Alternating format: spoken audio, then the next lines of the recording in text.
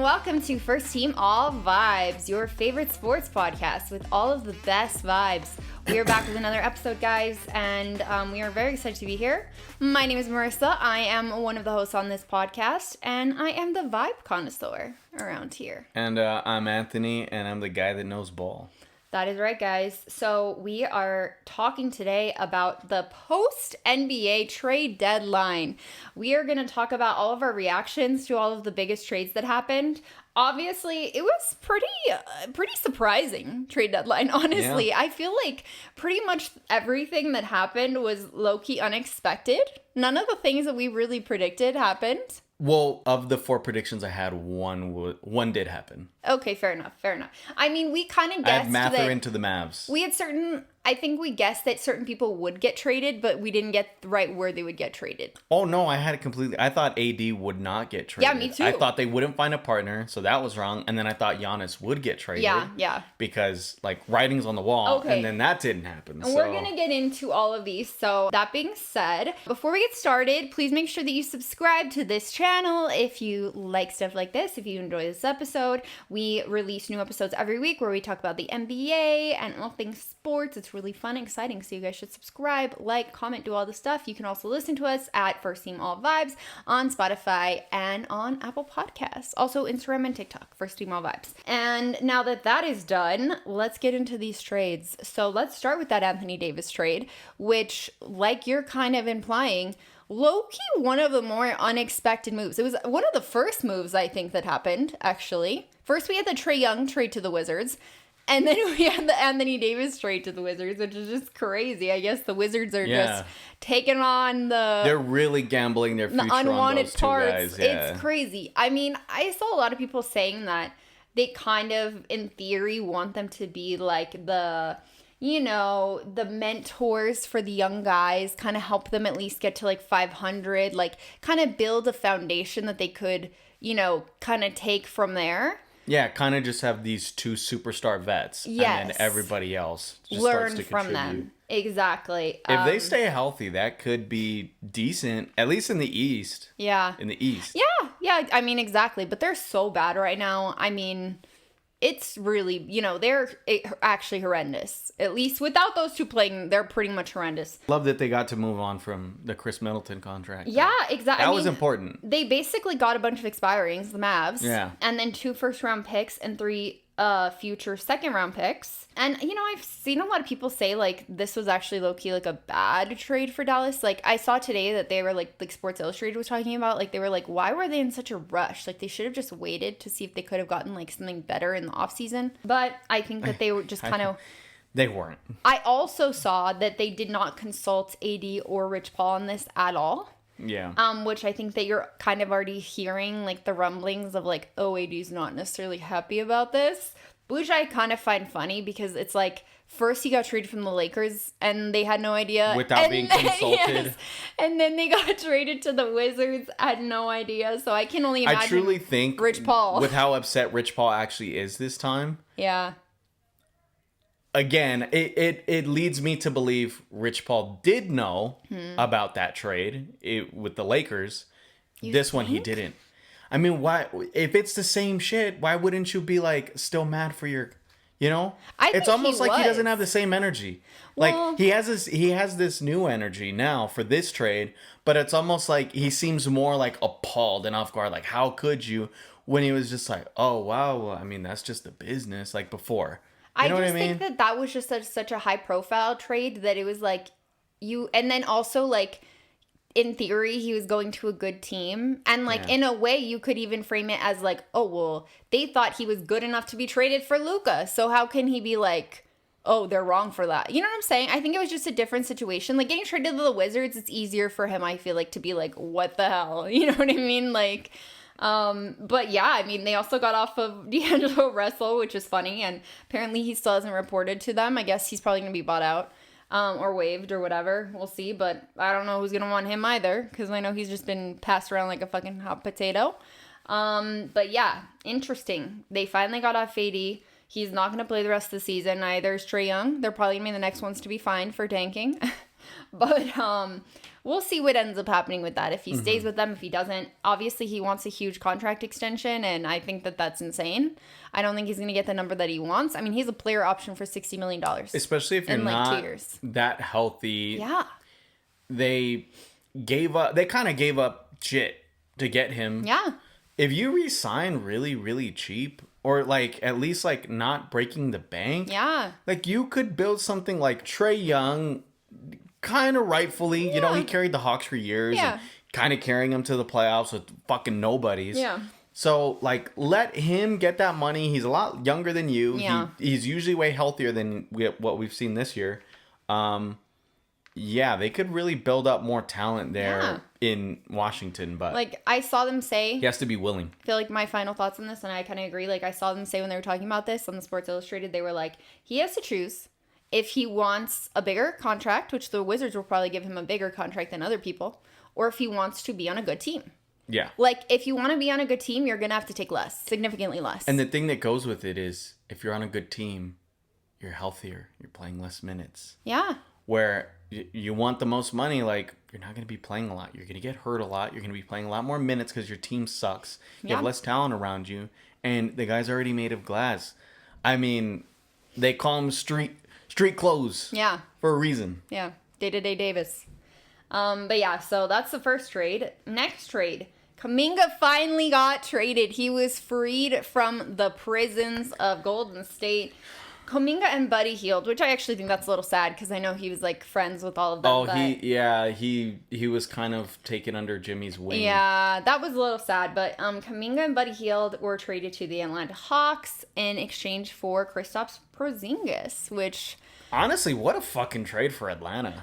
Yeah. They got athleticism and they got a 3-point shooter. Yeah. But they got guys that are going to be available to play. I think they sold low on They kind of Kuminga. didn't need Porzingis. Because he wasn't playing. Yes, exactly. It's kind of the same issue as Anthony Davis. Maybe not to the extreme, but... The way they've been able to flip Trae Young and Porzingis for their future... Yeah.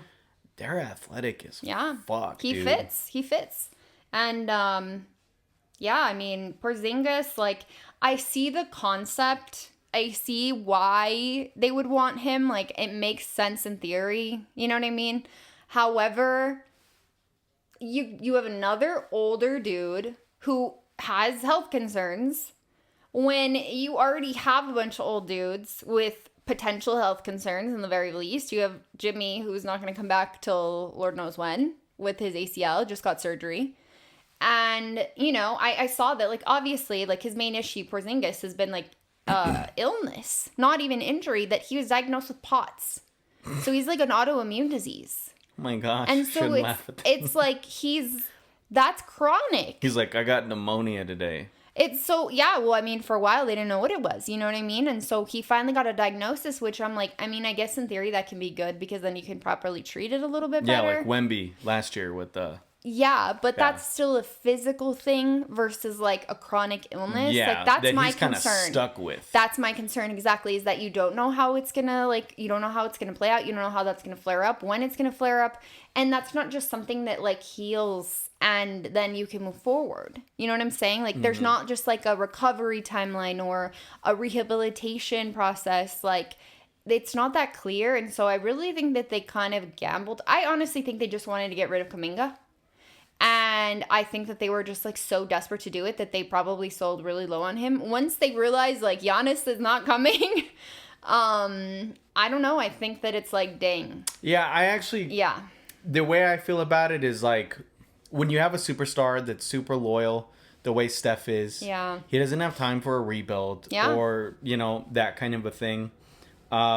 He's too loyal to want to be traded. Like, he's going to retire a Warrior. Yeah, for sure. So, I think this was great for the Warriors in the sense that, like, yeah, like, any future superstar, for when the Steph Curry era is over, this is how they are going to move for you.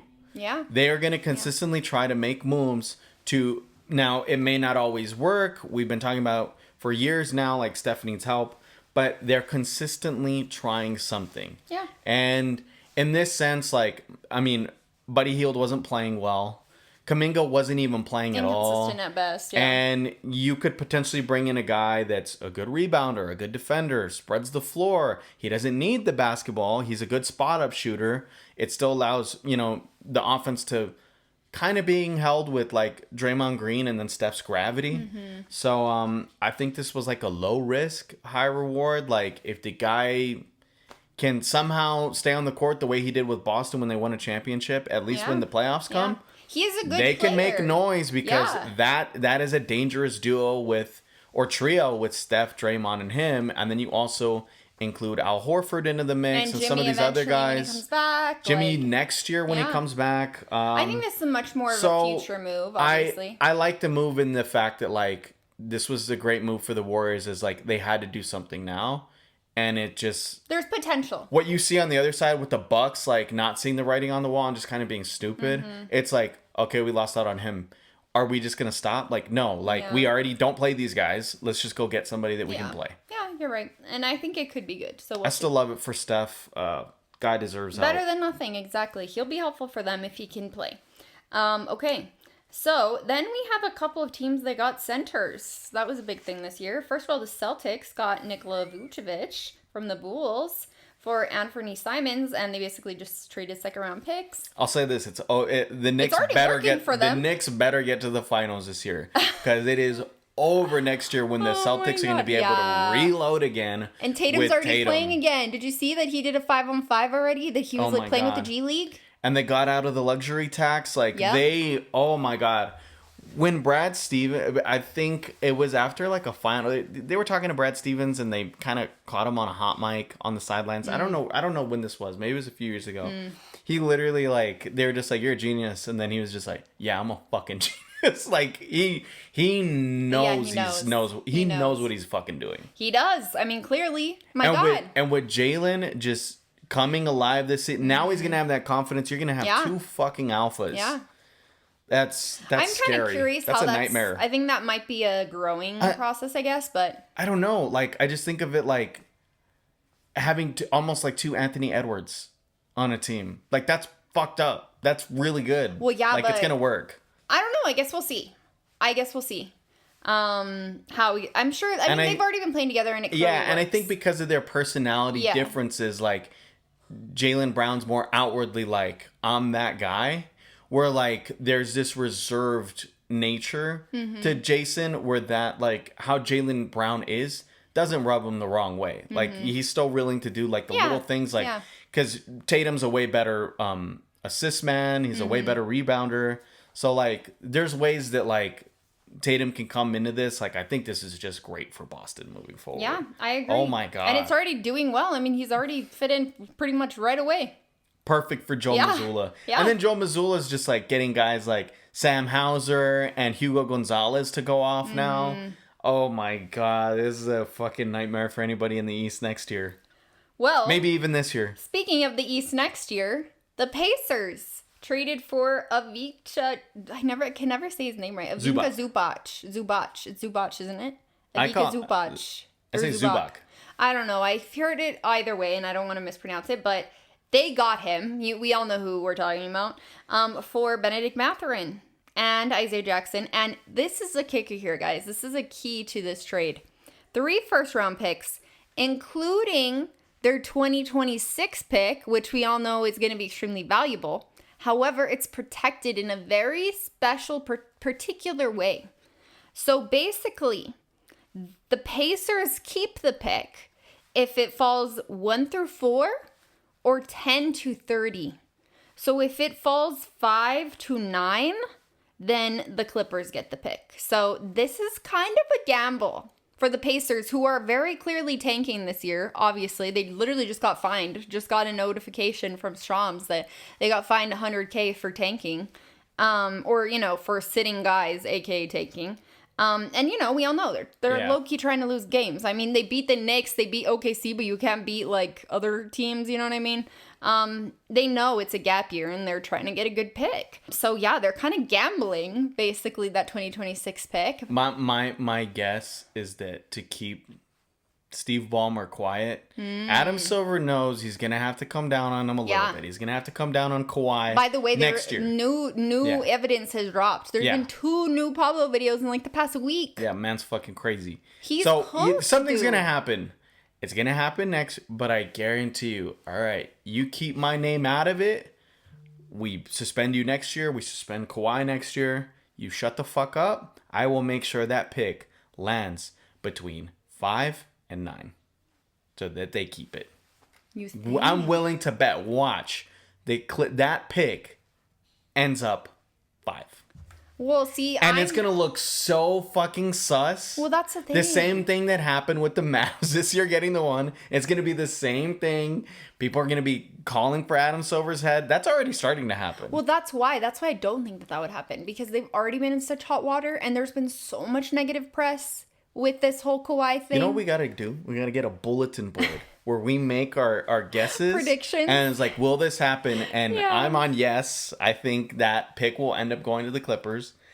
It's going to be some bullshit. If you're going no, like, that's a lot of spaces that it could work out for the Pacers. They're going to have to punish them, and I think that that's going to come in part with taking away picks. That's why I don't believe it. I do not see how, especially the 20, you're telling me that they're going to punish them and then they're going to let them get a top 2026 pick? That would make no sense. They're going to take away the more Now they're going to do it. Because I think they'd rather help the bigger market team than the smaller market team. Yeah, but let's be real. It's going to be fucked up. It's going to be fucked. We'll see what happens. I don't know. I don't see what happens. That's my guess. I think that if it happens, that will be unrelated. However, I do think that it's low-key a worthwhile gamble for the Pacers, honestly, because the Pacers have a good team.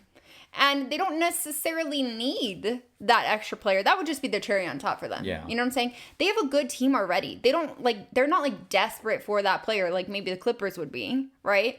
And so I kind of think it's a worthwhile gamble because having Zubac is just like such a upgrade for them. Obviously, they needed a center, and like he fits in pretty well with their system. So I'm just like, I don't know, like they're gonna be right up there again next year. I actually disagree. I know you keep saying you just said you don't like it. No, I don't think I personally don't think he fits in well to their fast system. I mean, he's Zubac not fast. That's slow. true. That's the one thing. He's not a floor spreader. Mm-hmm. Like that's why Miles Turner, like he could go out to the corner on a 3. Yeah. He could get out in transition on fast break.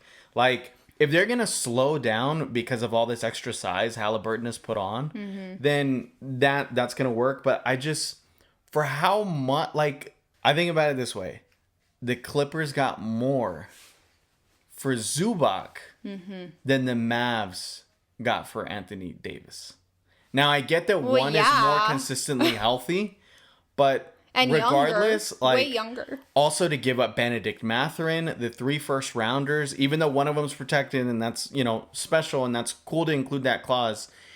If you don't end up getting that pick, like, I just think that's way too much to give up on Zubac, on a guy that I don't think fits their system particularly well, considering how they were playing last year. They put so much pressure on every team in the playoffs because of how fucking fast they played. You're right. Zubac cannot play that fast. So unless they're going to just change and go slower, then... I don't know. I saw like a whole breakdown of it, of like an analysis of the play style and stuff, and I was kind of convinced into it by like a lot of other stuff because I feel like that's the only thing that doesn't fit is the speed. And I think that I trust that what's his name? I'm forgetting their coach.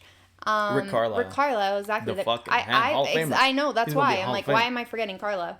I think that exactly as you're saying, Carlisle is a really good coach. And I think that he's going to be able to figure it out. Yeah. I think I need to see it first. If they're going to slow down, then it's really smart. I mean, realistically, they are... I mean, like, Zubac is one of the best centers in the NBA. What he can help them out with is defense and rebounding. Exactly, and that's something they need, I need to see it first just because of, like, I already know how they play. But, I mean, if it's going to be a culture shift, I know that Halliburton's put on 30 pounds of fucking muscle somehow with the... I think he's doing the rehab right. I don't want to call out Jason Tatum, but like already being on the 5, I'm like, use this time to like get fucking jacked, dude. Which is what Halliburton's doing. He was already a little more like if anything, what people used to be able to do to Halliburton, maybe not next year, is he was a little weaker, a little scrawny. Yeah. Now that ain't gonna be a fucking issue. I'm excited. I'm just excited because what we saw last year. Yeah. Halliburton has a center again.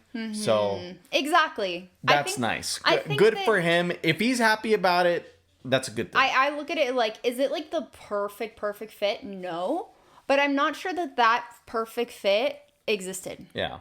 You know what I'm saying? So I think that for the realistic options that they could have gotten, I think that was a home run. That's what I think. Now go to this next deal. Yes. Because I have something to say about it. Okay, so this is probably the last like very big one that we got, which was the Clippers trading James Harden to the Cavs for Darius Garland and a second-round pick.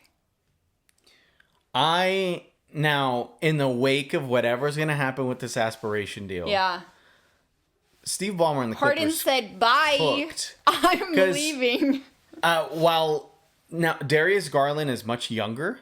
And he has an injury history, and he has an injury history, too. But, again, he's much younger. You got to start going to the younger side.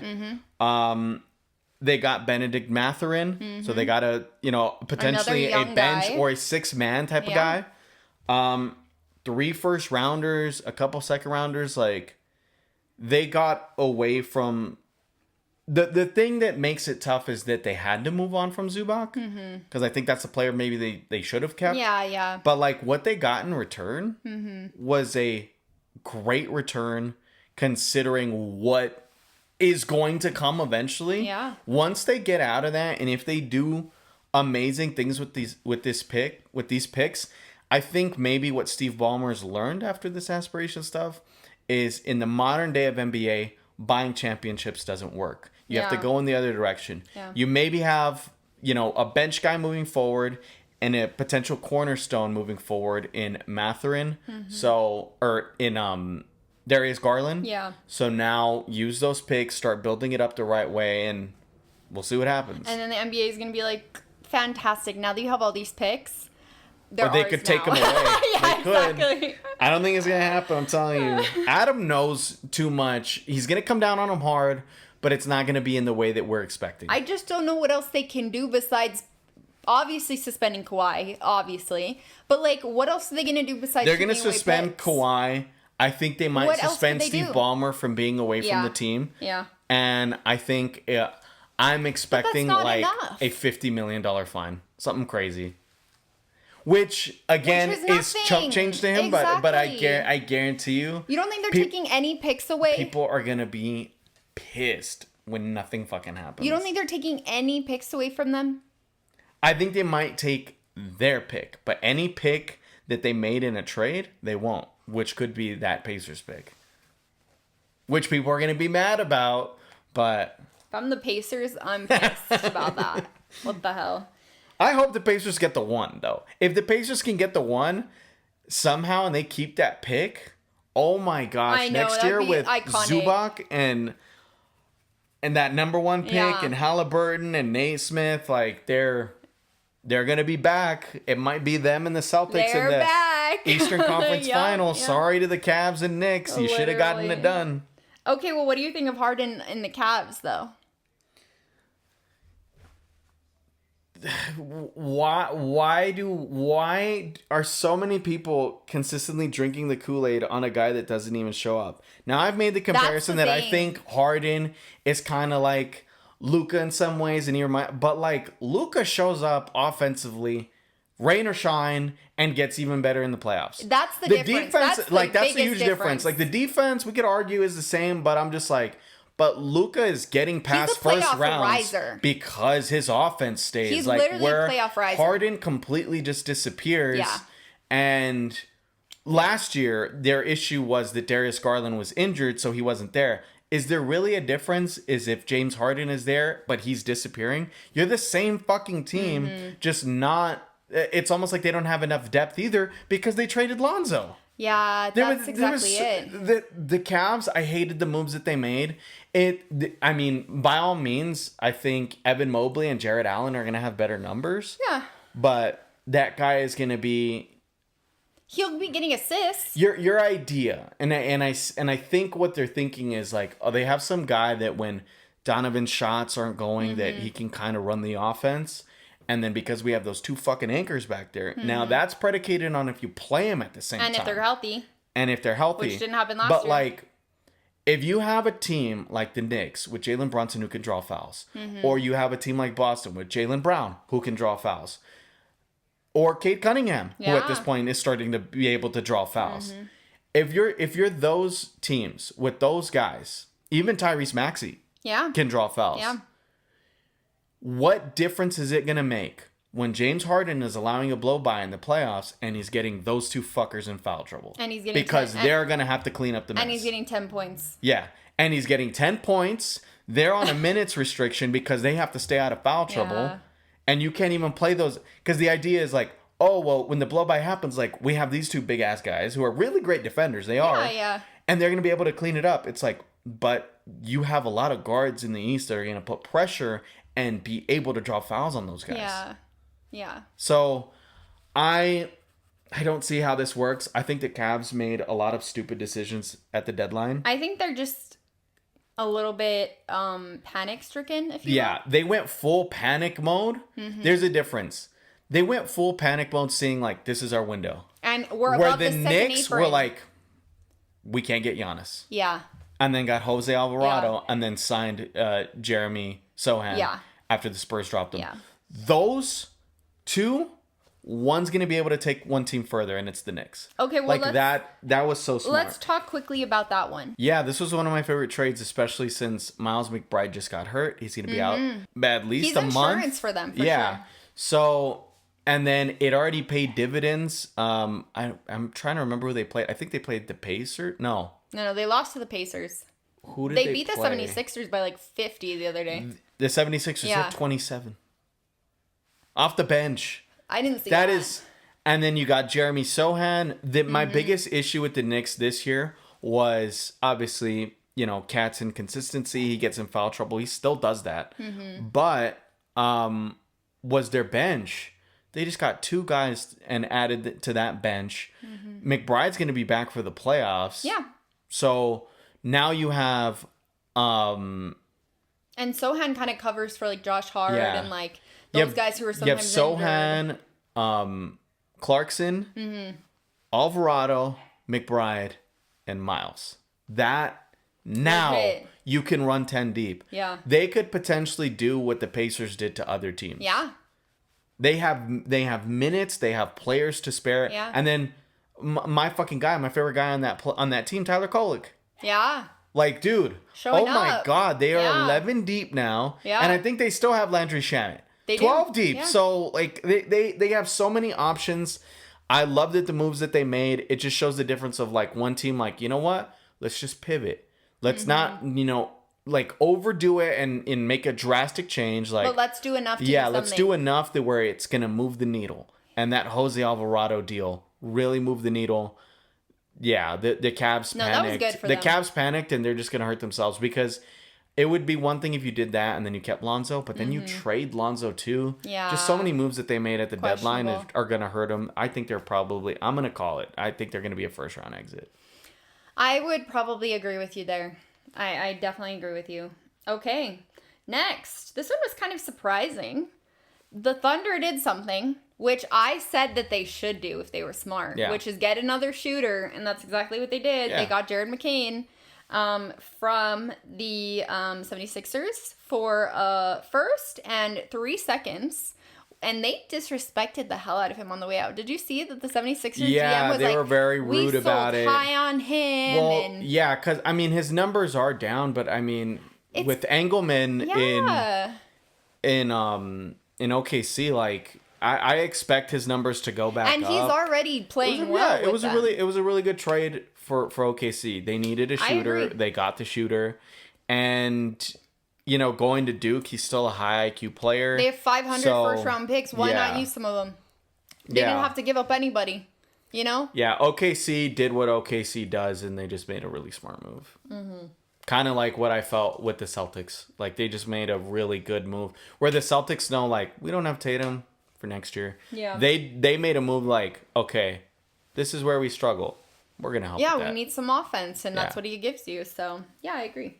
Okay, the Jazz. The Jazz were doing some weird stuff. The Jazz too. were busy. They got JJJ from Memphis, Jaren Jackson Jr., who now is out for the season because he apparently had like a little tumor, non-malignant or not benign tumor in his knee. So some people were like, maybe they weren't actually like such egregiously tanking because apparently they were like, oh, he was just on a minute restriction because they knew about this.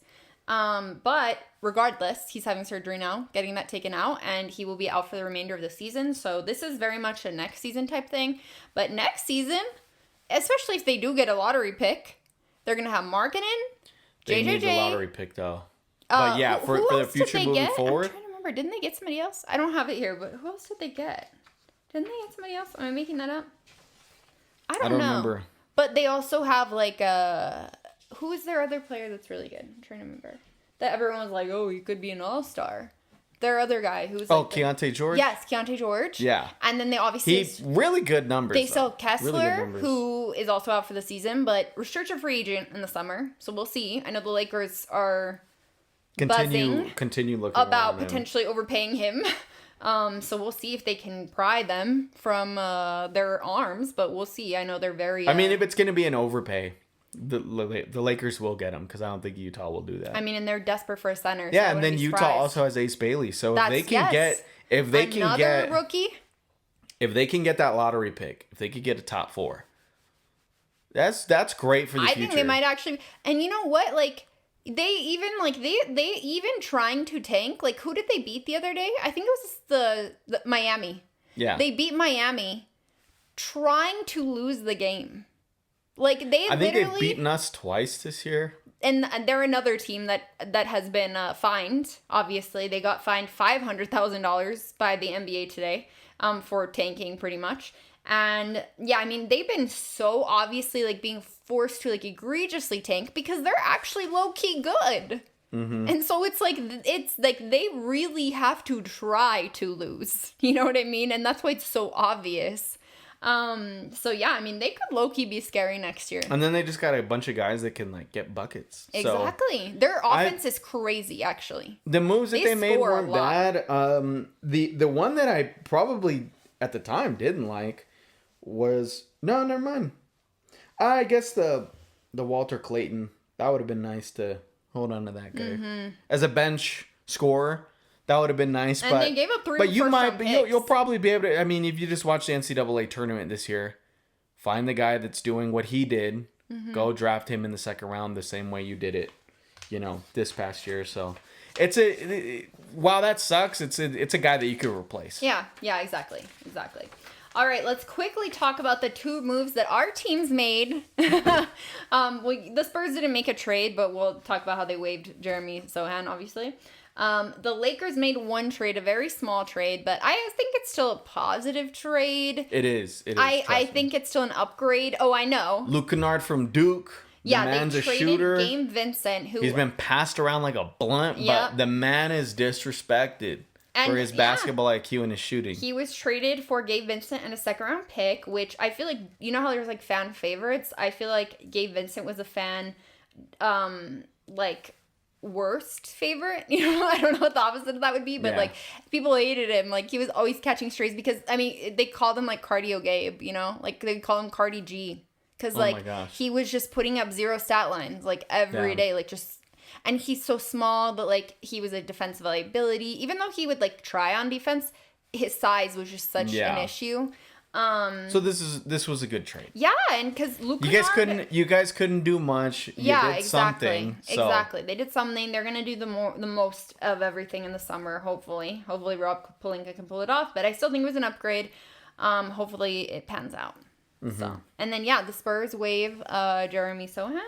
Yeah. You kind of expected. I mean, you expected something like that to happen, right? I knew. So basically, it was confirmed that they were trying to move him at the deadline. Mm-hmm. There were no buyers for him, which clearly meant like a team like the Knicks were like, no, we'll let you waive him or something.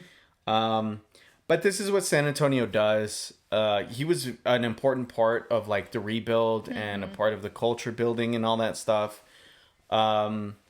But we just have so many guys that can not only do what he does, but do it better. Yeah, exactly. As far as scoring. Mm-hmm.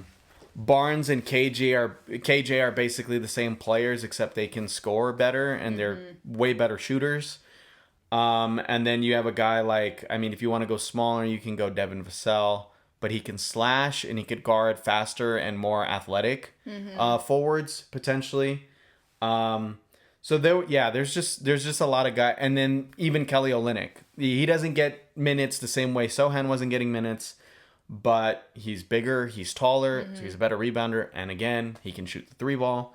Not to say Sochan can't, but we just had too many guys that can do what he does. He was like a duplicate. He wasn't getting any minutes, and the same way the Spurs have done in the past with DeJounte Murray or Derek White, they were just like, you know what, like, you deserve to be somewhere you're getting played. Let's set you free. And they set him free. They didn't keep him hostage. They were trying to get something for him. Yeah. It just didn't work out. And now he's in his new home in New York. In New York, which talk about the Knicks. The man has style beyond belief. I'm what happy a for perfect him. fucking I'm place happy for for him. Yeah. I think he's gonna fit right in. He's a little more nonchalant. Yeah. Which I think goes well with, you know, some of the idiots over Knicks there. vibes, the knuckleheads. Yeah. But yeah, it wasn't even like a personality fit anymore. Yeah. And he deserved to go somewhere like New York, and I love that for Jeremy Sochan. Yeah, me I too. thank Jeremy Sochan for all his time with San Antonio. It's sad because I have one of his jerseys. Really? Yeah, I have a City Edition. Aww, Jeremy Sochan. That's cute. He'll always be a Spur in my heart. But of course. Yeah, I felt bad because I could tell he wanted to play. It was time to move on. It was time to move on, and it also does that for future players that want to go to San Antonio. Yeah. It's like, hey man, if it's ever not working, they're never gonna fucking We'll be do you honest dirty. with you, yeah. We'll either trade you where you want to go, for your service, or we'll just clean break. Yeah, we'll release let you go. You can go wherever you want. Okay, well, now that we've talked about the trades that have happened, let's briefly talk about the trades that did not happen. Namely, the biggest one, obviously, being Giannis. Despite all the rumors, despite the speculation, despite the possible buyers, Giannis did not, in fact, get traded, which I was not surprised. I did not think he was going to get traded, honestly. I thought he was. And, you know, even now, there's just, like, so much confusion, questions about it. You know, he keeps saying he wants to stay in Milwaukee. They signed Cam Thomas after he was waived by the Nets. And did you see the meme of Giannis looking at him the other day? Did you see it? No. Oh my God. I'm going to put it up on the screen so you guys can see it if you're watching on YouTube. But you have to see, like, Cam Thomas, like, went off. I guess he scored, like, 20-something in his first game with Milwaukee. He's a bucket getter. Yeah. And he got those buckets. And, like, there was just, like, this, like, Giannis gets off the desk, like, or gets off the bench, and the way he looks at him is so funny. He was like, it was the most hilarious look ever. And I was like, oh my God, like, Giannis is getting hope again. And, you know, it's just like, will he get traded?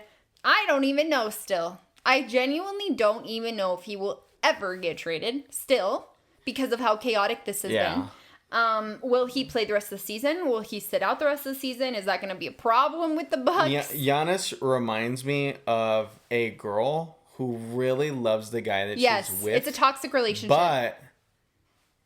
And she wants to marry him. She does.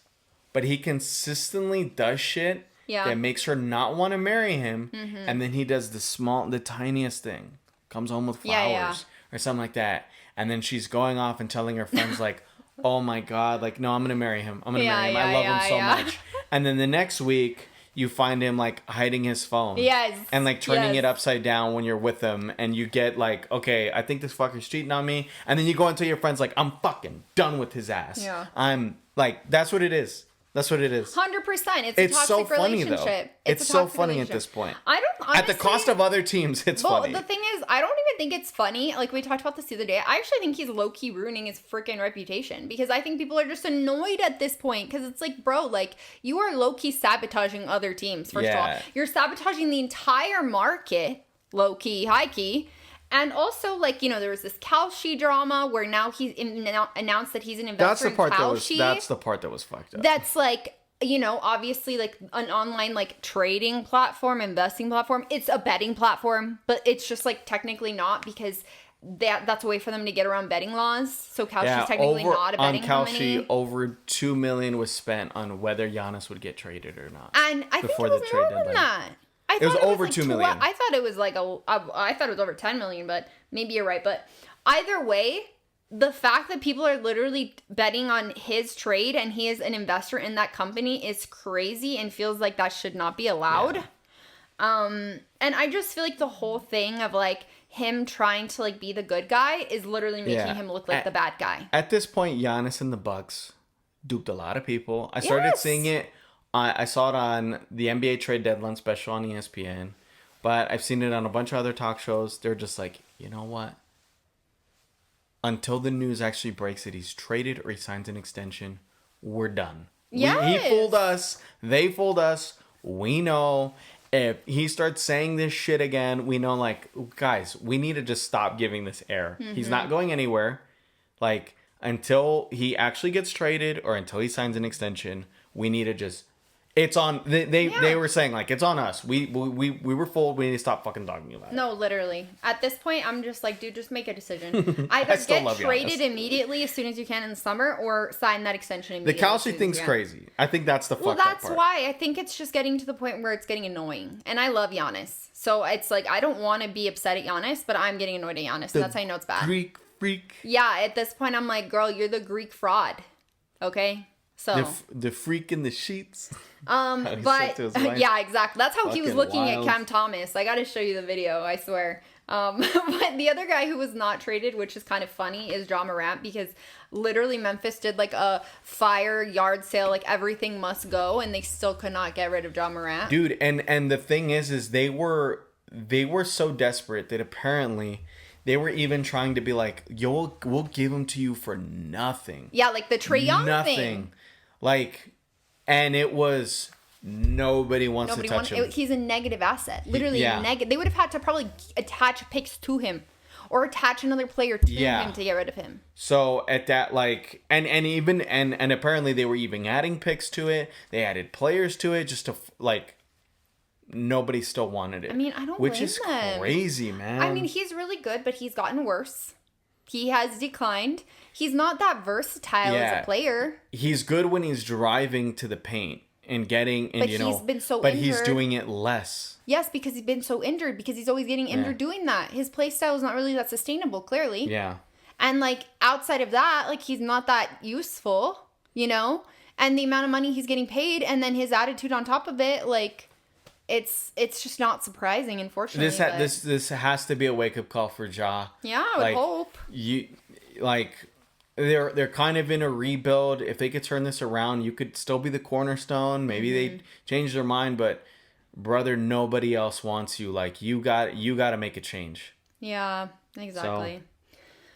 Well, kind of summarizing all of this, some things that I personally noticed is that the best teams didn't really make many moves, right? Like, all of the best teams didn't do much other than maybe the Knicks, and I guess the Thunder did, obviously, like, their little trade, but that was still kind of minor. Bulls made a shit ton of trades. Yeah, but I mean, they're not one of the best teams, you know what I'm saying? Like, the Nuggets didn't do anything, the Spurs didn't do anything, the Rockets did nothing, right? I mean... I think the Nuggets were in a position where for sure, they just didn't need to do anything. They just need to get healthy. Yeah, exactly. I mean, and that's the Spurs, you could have made the argument, but I was kind of surprised they're the kind of Rockets just running didn't try with the to do fucking. anything. The Rockets are a team that should have. I agree. I think that they should have done something too. They needed a point, man. They needed a point guard. They needed a point. I agree. So off the bench. I'm kind of surprised they didn't do that, but yeah, okay, well, that's kind of what we were saying. Like, who should have done something? Obviously, the Rockets. You could argue the Lakers, but I don't know if they could have done much. I think that's why they just the Lakers did a good move that it's just like, we'll see if this moves the needle. We all got to start playing better, though.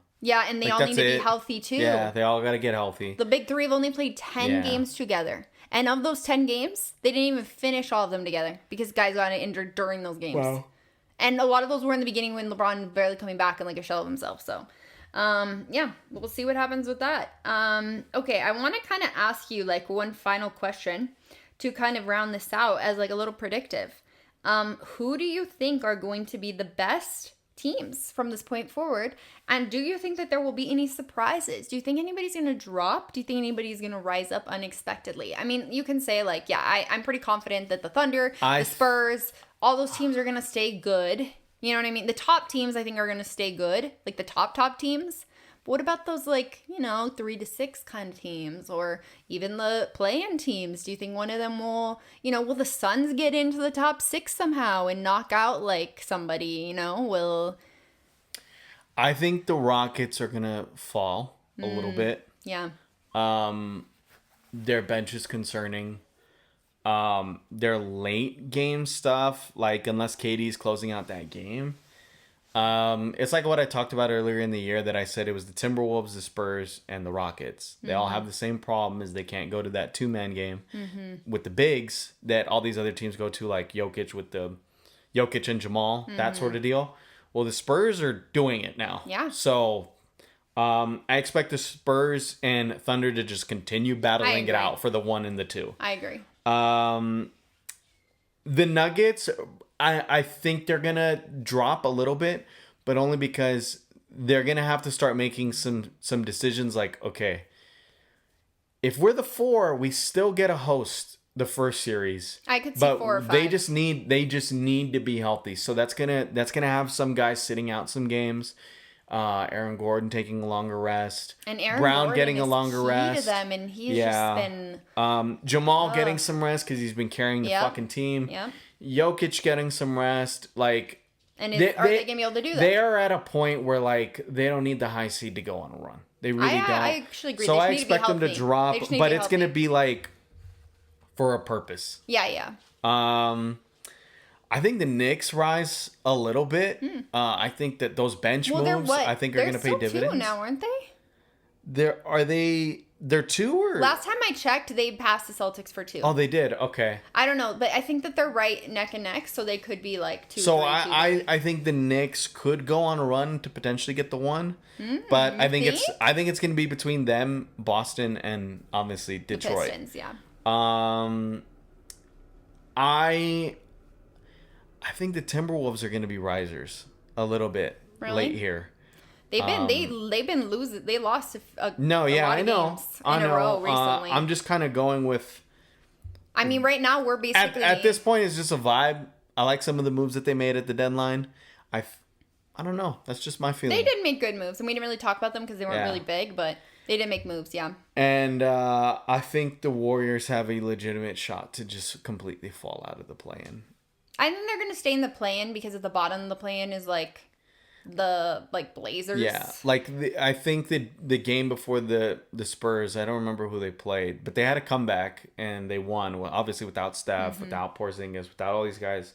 Imagine we get OKC Warriors in the first round. The way I feel it is right now they're really, really playing hard. But we saw it with Indiana to start the year. Eventually, it's gonna catch up. That the vibe starts to go away. And Steph's when you start losing right more. Now. Yeah. When you start losing more, eventually that vibe starts to really disappear. Because the Pacers, I don't know how many games they were in. Yeah. And they could have won in those first 10. And lost at the very end. And then they kept losing. Yeah. They kept losing. So I think that's gonna happen for Golden State. I think the Cavs fall, probably. Mm-hmm. No. I think the Cavs rise just for an exit in the first round. True. So, we'll see. Yeah, I actually don't know what's gonna happen. We'll I do expect the Suns to catch up a little bit. Do you think that they're going to be in the top 6 though? Because that would mean that they could potentially get 6. I don't think they'll get 5. Because right now, they could. Right now, the top 6 are obviously Thunder, Spurs, Nuggets, Rockets, Wolves, Lakers. So it's know what? Yeah, I'm gonna call it. The Suns get the 6, and the Rockets fall to the play-in. Damn. I'm gonna go with that. Okay. I think these guys are playing. You're putting way too much of a workload on Kevin Durant to close out these games. Yeah. And Şengün has not been great this year. Yeah, and then you're also seeing some infighting. KD's getting on Şengün for not playing defense sometimes. I saw that. Or not even playing defense, just playing bad defense. Yeah, he's not been that great. So we'll see what happens. Obviously, Amen Thompson, his shooting is a real issue. So no bench. Yeah, worst bench in the NBA now. The Lakers are up, guys. 29th now. But yeah, I think Clippers start rising. I think they do get into the play-in. But the thing is, again, I think they get to 7 and 8. When are they going to announce? I'm telling you, they're gonna suspension. They're gonna do it. Because without after Kawhi, they're gonna do it after the season. Sailing into the sunset. They're gonna do it after the season. We'll see, but they're gonna let this thing play out. We will see. I think they're just waiting for after All-Star. That's my theory, because they can't do it right now, obviously. But I don't think they're gonna suspend him after All-Star. They're gonna start it new with next season. We'll see. They're gonna let this shit play out. We will see, but I don't know. Okay. And obviously, I think that a big factor in all of this is going to be injuries, because that's clearly been like the theme of the season, is that basically there's been 1 million injuries and pretty significant injuries. So we will see how that impacts the rest of the season. Hopefully not that much, because obviously we want all these teams to be healthy, so it's like legitimate, like fair competition. But unfortunately, that seems to be this theme of the season. And now I would like to ask you one final question before we wrap it up. What would you like to see from your team to finish off the year? Get the one. That's your get the one goal. They're playing really good right now. We have basically us and the I would say the Nuggets. Obviously, they've had injury issues, and then obviously OKC. Like we have, I think us three. Between you guys, we have the deepest benches. I would say you and OKC. I don't think because Nuggets are still like and our schedule behind eases up a shitload. We've already finished our series with the Warriors. We've already finished our series with the Lakers. We've already finished our series with the Thunder. I think we've already finished our series with the Timberwolves. Like, it's basically in the West, we're just playing the Nuggets. And the Thunder have the toughest schedule to finish the year. Yeah, so fingers crossed, like, go do that. Go on a run. I kind of, as much as, you kind of get in your fan thing of, like, I want them to make a big move. Yeah, the fantasy. Like, It was a statement for them not to do anything and be like, yeah, we're good. We're all we got. Yeah. We all we need. Yeah. I mean, literally, they were just trying to move Sochan to be nice to the players. So, like, go play meaningful minutes somewhere else. It's the only reason they were trying to move him. Not to gain anything. I think they were literally just trying to move him for picks. Even a second rounder. To get anything. Anything. So, it says a lot about San Antonio for not willing to do that. And they found something with putting back in Champagne into the starting lineup and taking out Barnes. Barnes is now coming in off the bench. He's playing better. So we'll see what happens. Okay. Spurs for a run. Come on. Period. Race for Sace. Yeah. I mean, I could see it. I wouldn't be shocked. I mean, Shaq already picked on ESPN. I don't know if you saw that. He said, I'm calling it right now. They have these things where they put it on the wall. Yeah. Post-it notes and EJ. And he's like, all right, I'm going to make a prediction. And he's like, well, if I'm putting it on the wall, it better be worth it. And he's like, the San Antonio Spurs will beat the OKC Thunder in the Western Conference Finals. So he's not picking us to win. He's picking us to go, though. So that's interesting. We'll see. So what about you?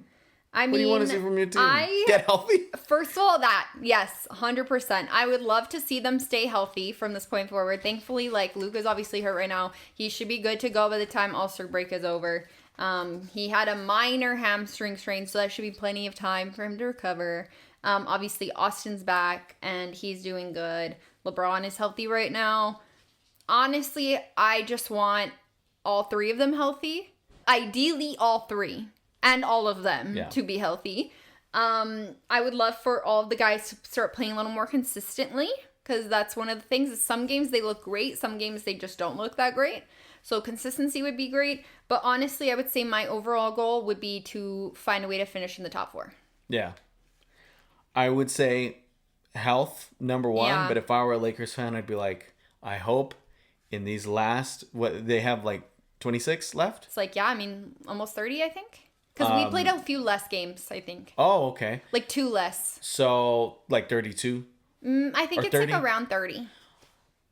What I would hope is that the guys that can shoot the 3 ball, meaning LeBron, Reeves, well, and LeBron's Luka, been shooting bad. That's the Kennard, other thing. I hope LeBron gets his shot back.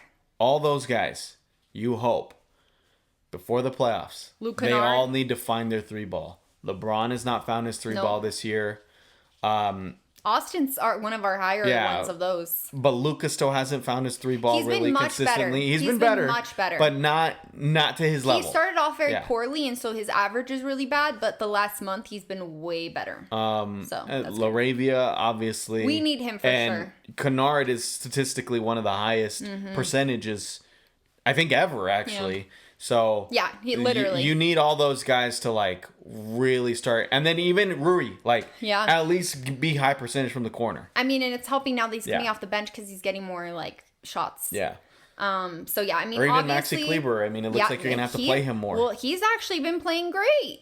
Honestly, like the last 2 games, he was our highest plus minus on the team. Yeah. He's been actually like he's not like a scoring type really. But he can. What he's JJ very should do smart. is he really should use these last 30 games as an experiment. Test out a lot of lineups. Yeah. Test out a lot of players. Well, he's had to because of the health issues.